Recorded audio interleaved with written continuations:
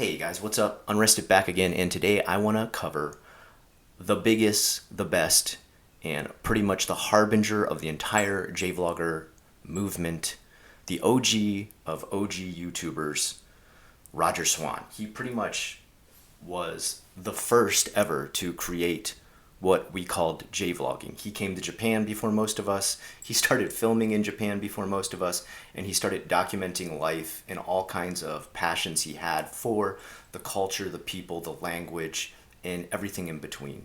I myself first picked up with Rodger's videos when he started to cover a horror series, but before we get into all that, I want to start by saying, number one, I took a bunch of notes for this, and I'm going to read directly from them verbatim as to not to dishonor anything about this great man, and also just to make sure I get the facts, the dates, the places correct. So bear with me if you see me have to look down and read. Beginning with the start of Rodger and how he ended up in Japan. Rodger was born in Urbana, Illinois on December 19th, 1986 to Randy and Roberta Swan. Rodger graduated from Lakeview High School in 2005 and received his bachelor's degree in English with honors from Western Michigan University in 2009. For his junior year at WMU, Rodger received a full scholarship to attend Keio University in Tokyo, Japan. And that's where his journey begins with his first channel called Tokyo Swan. And this is pretty much where J-vlogging was invented. I mean, this man picked up his camera, started documenting his life there, talking about the things he loved, walking around with the camera, trying out different food sites, festivals, and everything like that. To give you an example, here is a list of some of his very first videos, which none of us, mind you, none of us have started doing this yet. First videos filmed were in his dorm while studying abroad, just talking about like what his study area was like, when his school was open, how he attended classes on Saturday, how long his classes were, how hard some of the kanji and studying was, exploring and eating in Akihabara, showing what class was like at Keio University, going to festivals near his university, which first guy to just show people what an awesome matsuri looked like in Japan, and partying in Shibuya and singing karaoke, which he was actually pretty decent at karaoke. Rodger had a voice on him. He had a set of pipes. He eventually went back to America, but came back to Japan again when he was later accepted into the JET program. But we're skipping too far ahead. I want to cover just a little bit more in between there. From his first channel called Tokyo Swan to his eventual creation to Iwate Swan, which was the district he moved back into when he came back to Japan, you really saw Rodger grow up through these videos. He found his voice, he found his personality, he found what he loved to talk about, he found a great way to present himself from like kind of this nervous, sort of shy, quiet guy to showing just a big smile on his face and passion for everything he talked about in Japan. And the most amazing thing about him, I'd say, is that any research I did on this guy, everybody who interacted with him said that he was the most humble, most sincere, genuine guy who would go out of his way to help you with pretty much anything you were doing. One was by Dogen. You may know Dogen, who does most of his channel in Japanese, very fluent speaker. Dogen had this story about how he wanted to impress a girl he was dating at the time with a story that he was writing, and that Rodger helped chip in making sure to edit and finish this story. And he said Rodger had helped him write it so good that when he gave it to his girlfriend, she was moved to tears. And this is like story after story of Rodger doing stuff like this, of just like taking an extra moment, an extra step to acknowledge what people need, to listen to what people need, and go the extra mile to like help them enjoy life a little bit more. There's other stories of like how every time he talked to someone, he would end his sentences or anything he was talking to them about by saying, "Thank you, Mark," or "That's great to hear, Lisa." Apparently, he would always end by making sure he said your name again to let you know he was listening. Like a person who was very empathetic and very conscious of those around him. There is no bad words to be said about Rodger. But let's get back into just kind of how his whole evolution began on YouTube. So Tokyo Swan, his first videos, just walking around like we all did, like walking around Japan, filming here and there. editing his videos before any of us even edited. Most of us just sat in front of a camera and talked about what life was like in Japan. He's there editing clips of him in different places, eating different food, trying out different things. One's like him eating this crazy giant ice cream cone. Another one is him enjoying multiple different places, ramen, and comparing them with his friends and stuff like that. Another one is him helping his friend, like of course he always does, helping everybody, move into another apartment by carrying these massive amount of suitcases full of workout equipment, which, I mean, anybody who's had to do a move in Japan via train carrying luggage knows how brutal that is, and he's just doing it as a friend because this is Rodger's way. Classmates would describe him as quiet but extremely polite, chill and easy to talk to, and would always make sure to use people's names when ending a conversation to let you know he was always listening and acknowledging you. There are still to this day multiple Facebook groups, blogs, videos, tributes talking about this guy and just like what kind of impact he made on everybody's life. And I think there hasn't been much mention of him recently just because we've gotten so deep into YouTube's evolution and it's been such a long time since he started his videos, that I want to just bring this up one more time to just celebrate not only him pretty much being one of the birthers of J-vlogging, if you will, and just what he contributed to the kind of community that we had and some of us who still have this going on today. He returned to America for a short time after his Tokyo Swan videos. He went back to Western Michigan University and was at that time writing articles for a Sega fan site, and he actually wrote articles for a blog that Dogen had at the time too, called, I believe it was called Tokyo Shelf, and it was covering things like manga, graphic novels, and books from Japan that he was reading and was recommending. And even Dogen himself talks about like he was the only staff member he had on his website that was punctual all the time, always turning in his articles on time, always crisp, clean, highly edited, highly intelligent, well-spoken articles. So on top of just being a gentleman and polite, he was well-learned too. So just an all-around amazing guy. There was a time where he came back to Japan after being at Western Michigan University, and the reason he did come back was because he was accepted into the JET program. If you don't know what the JET program is, it's pretty much the cream of the crop when it comes to getting an English teaching job in Japan. There is a brutal interview that you go through that is multiple layers, sets, courses, panel interviews, all different types of stuff they make you go through. It's not like one of these rinky-dinky Kiowa English conversation schools like Nova or GABA where you're just given a quick 1-2 and hey, can you speak? Do you breathe?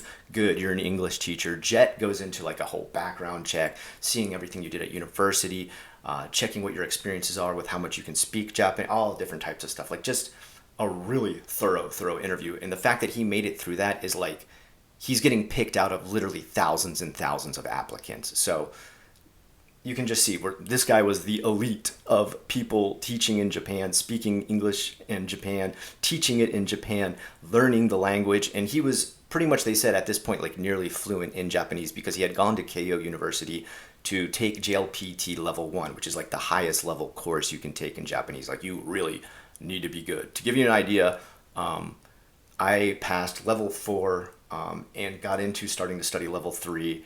And level 3 was just so brutal to me. There's these things called bushu, which are like these little extensions of every kanji that you study, that in my mind was so weak I couldn't carry these different bushu and how they change between kanji. It was like carrying around sand in my hands and trying to get it from one place to another when it was like trying to keep these bushu in my mind. And Rodger's here at level JLPT 1, which is the highest level. I know it sounds weird, but the lower the number is, the harder the test is. And JLPT 1 is the highest level you're going to complete. Like literally you can work at a Japanese corporation as a fellow salaryman if you're at JLPT level 1. Like pretty much they considered you an equal on speaking.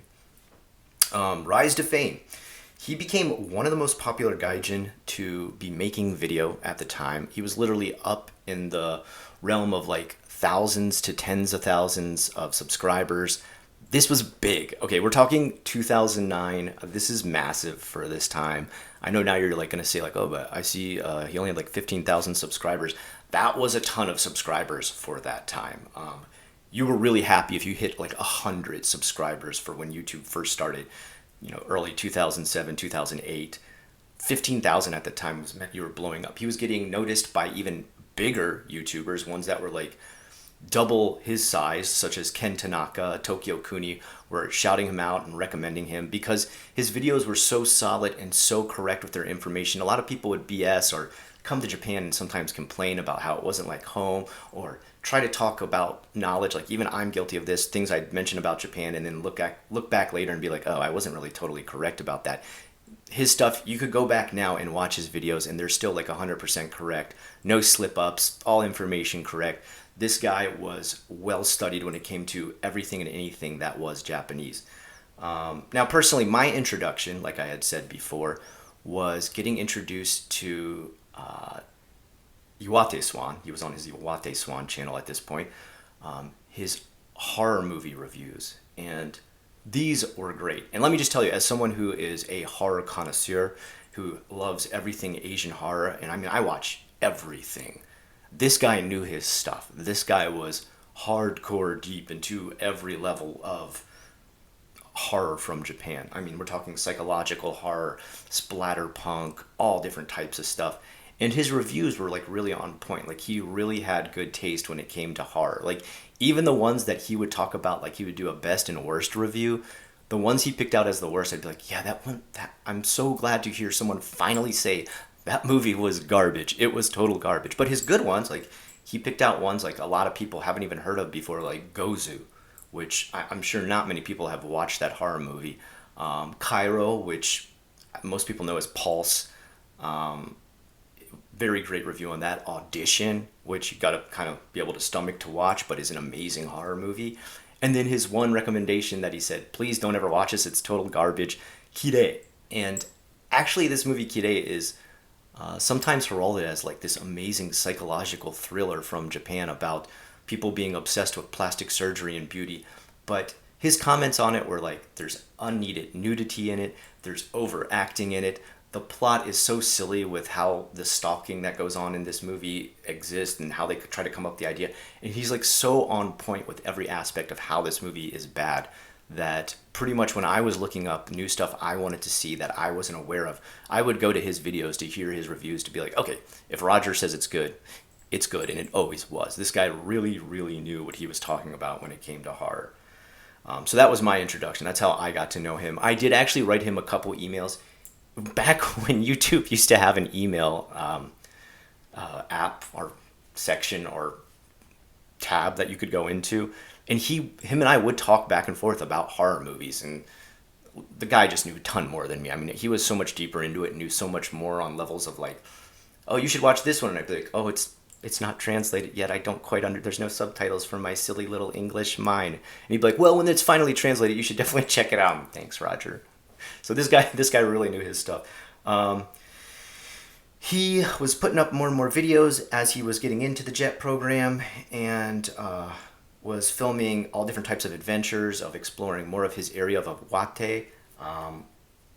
He was able now to not just cover the big city stuff that Tokyo gave him a chance to do when he was originally going to Keio University. Now he was doing like the countryside stuff. So you got this sort of like snowy countryside area, these mom and pop restaurants and stuff like this.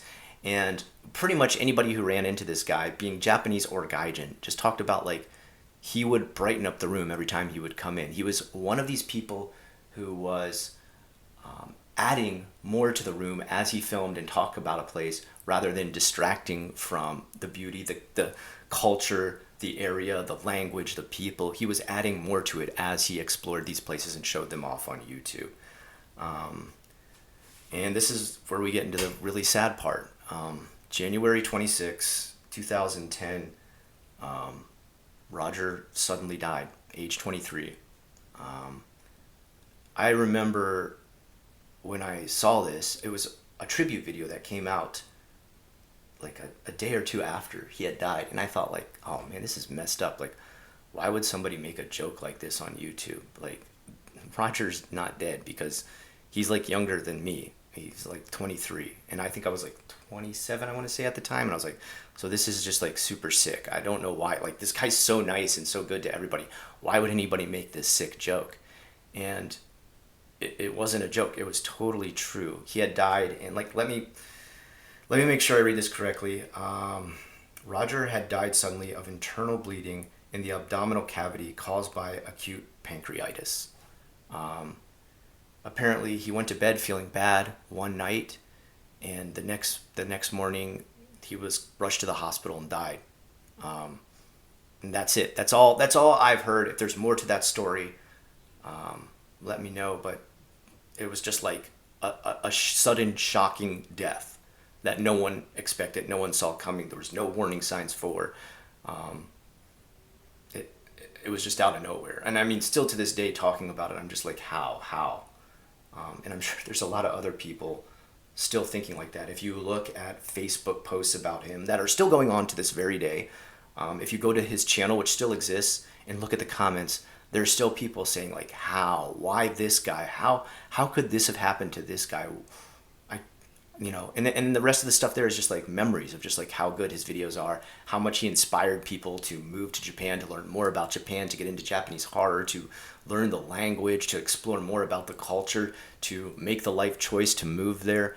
I mean, this guy had a massive impact. To give you an idea, here's just like some quotes. A quote from his friend Rupert, who was visiting at the time. He said, "It was a surreal feeling. How could he be dead? I just saw him a little while ago and he looked fine. He was only 23. An anonymous comment on one of his Reddit groups said, "I know this sounds incredibly sappy, but it was like losing a friend. I remember telling a lot of people who had no connection to him about the incident. This was someone I never met, but I felt I personally knew. I found this statement, and it does a great job of summarizing the feelings of not only myself, but all of the lives Rodger touched."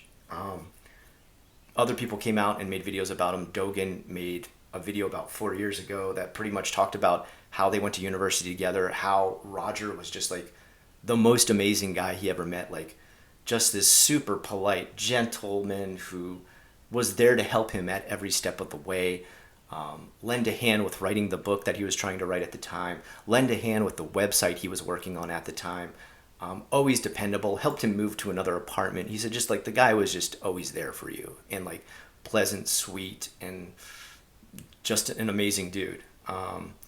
Tokyo Sam is quoted as saying, "He was someone who I always wondered why I didn't go first. Why didn't I die? And he had to be the one to go," which is super sad to hear. "He was the type of person who made everyone, including myself, want to be a better person in every facet of my life." His obituary says, "Rodger was currently employed as an assistant English teacher instructing beginning English for Japanese students at 3 separate high schools in Hanamaki while living in Japan. Rodger produced a series of YouTube videos on everyday life in Japan. This series was named Iwate Swan for the district in which he lived. Rodger was also currently working on a translation of Japanese short stories, which will be published this summer with the aid of his former professor at Western Michigan University. Rodger enjoyed a variety of music, especially his favorite band, Depeche Mode. He was also interested in Japanese literature and other forms of Japanese culture, and had a great love for Japanese horror movies." To this day, Rodger's vids still exist and are so rich with knowledge and pure distilled passion for Japan. I would definitely recommend them to anyone who's considering Japan, even though they're so old now. Like I said, the facts remain in them. The experience remains in them. The excitement for Japan remains in them. And they live on forever on YouTube, which is great. It's great to see. If I were to give my own take, and I'm going to put the notes down for a second and just talk. Rodger is the antithesis of what someone should be, or how they should act, or how they should encourage others to act when they come to Japan and want to start filming and talking about it, exploring it and celebrating it. We have these YouTubers now who come there and think it's cool or funny to antagonize Japanese people. They think there's things that are great to complain about, to talk about how much better their country is at doing this or that, about these are the things you'll hate about Japan. But if I were ever to say to someone, there's a reference for how you should act, how you should film, and how you should behave while you are in Japan, learning about it, discovering it, and attempting to film it for YouTube, it would be the way Rodger Swan did it. He is the OG. He is one of the original creators of what a J-vlogger is, and he was the one who did it some of the best ways you possibly could. There's no other way to put it. He is a shining antithesis of what someone should be as a J-vlogger, and how to respect what you're doing, how to respect what you're filming, and how to respect the country that you're living in, learning about, and enjoying and showing off to the world. There's no other way to put it. His legacy: Rodger's family, in conjunction with Western Michigan University, started a fund to help students studying Japanese to go abroad. The website states, donations to the fund will help support the study of students who, like Rodger, are working on Japanese language or planning to travel to Japan. Through the fund, they hope to keep alive his eagerness to foster a love for Japan and others, as well as keep his name a part of the activities of that department for years to come. Truly a remarkable person who made a massive impact in his short 23 years here on Earth, and even more so on YouTube. If there was ever a timeline, an iceberg, a complete compilation of everything that was vloggers in Japan, J-vloggers, whatever you want to call us, Rodger should be at the top. He should be at the starting point, at the origin. And to this day, he should be someone people look up to as to how to do everything, as far as filming, handling yourself, acting, politeness, being a gentleman, being empathetic, and exploring Japan the right way. And I think I'll end it on that. Guys, have any of you watched any of Rodger's videos? If you have, what are your thoughts on them? What are your memories? What did you watch of his? For me, like I said, it's mostly the horror stuff. He was great with it, man. He just knew so much. He knew so much more than, I mean, he was so far ahead of anybody else's knowledge in that department at the time. And I was like an utter, if I was ever to be called a weeaboo, I was a horror weeaboo.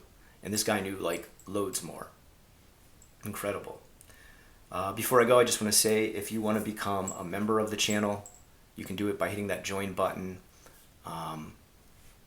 This amount that I get from the members for this video, anything that I gain on this one, will be donated to this fund. So if you ever were to join now, if you ever were thinking of a reason or a cause to, this would be the reason. Your money will be going to this fund. I will be donating it to it. And you know, I think it's something that we should kind of keep alive. Every once in a while we should talk about this. Every once in a while we should draw attention to that fundraiser, and just celebrate what Rodger did and what kind of impact he had on this small niche, but very important to me, and obviously you guys watching this right now's community. A shout out to all the members that I have right now.